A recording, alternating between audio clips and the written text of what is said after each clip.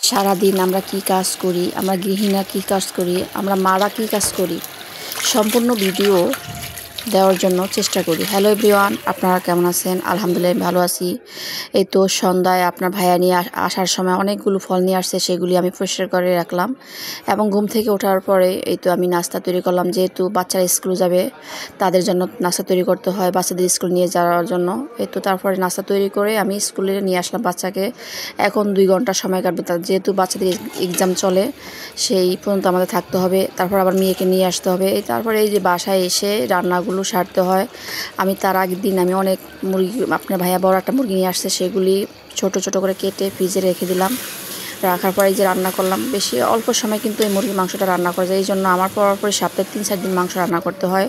সেই ভিডিও দিতেছি আপনাদের মাঝে। আপনারা খারাপ কমেন্ট করবেন না, অবশ্যই ভালো কমেন্ট করবেন। সবার ভিডিও দেখার চেষ্টা করবেন। আর ফেসবুক থেকে দেখলে অবশ্যই ফলো করবেন, আর ইউটিউব থেকে দেখলে সাবস্ক্রাইব করে পাশে থাকবেন।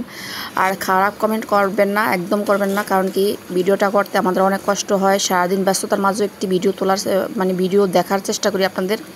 আর আমাদের ভুল হতেই পারে, ভুল হলেও আমাদেরকে সংশোধন করে দিবেন। আপনাদেরও যাতে ভিডিও দেখতে পারি, আপনাদের বাড়িতে পৌঁছাতে পারি, সে চেষ্টা করবেন।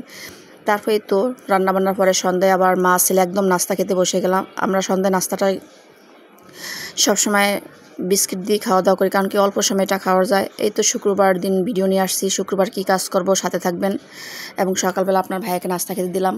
আপনার ভাইয়ের সকাল নাস্তা হলো আপনার রুটি দিছি, মাংস সাথে একটা ডিম দিলাম, শসা দিলাম। আর এই খাবারটি আপনার সকালবেলা আপনার ভাইয়াকে দিলাম। তারপরে দুপুরে রান্নার জন্য চলে আসলাম। আজকে বাচ্চার যেহেতু বার্থডে, হালকা পাতলা আয়োজন করলাম। আমরা ওরকম বার্থডে পালন করি না, তারপর বাচ্চাদের যেটা একটু খুশি খুশি রাখতে হয়।